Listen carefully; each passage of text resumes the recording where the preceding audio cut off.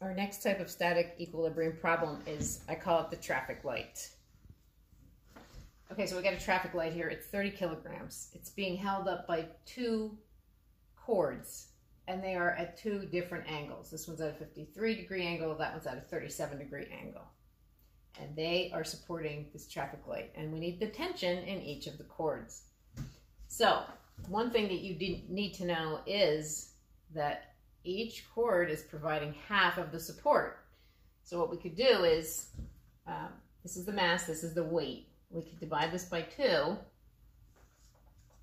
and each one is supporting 147 newtons. So let's make an imaginary dotted line here, because what's actually holding it up is the vertical component of the tension in the cord. So let's kind of treat it as if they're separate, even though they're not. Let's take this one first.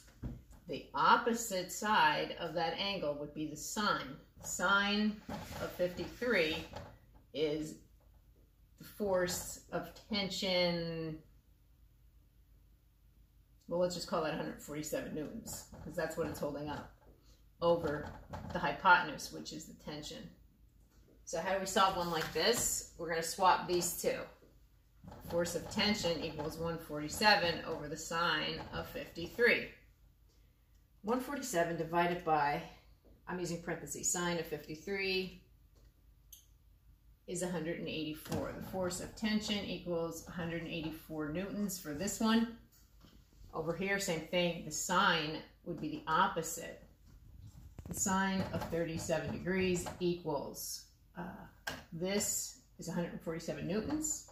Hypotenuse is the force of tension in the second one. Switch them out. Force of tension equals 147 over sine of 37. 147 divided by parentheses sine of 37 equals, I'm getting 244. Force of tension equals 244 newtons. And that is how you solve the traffic light problem.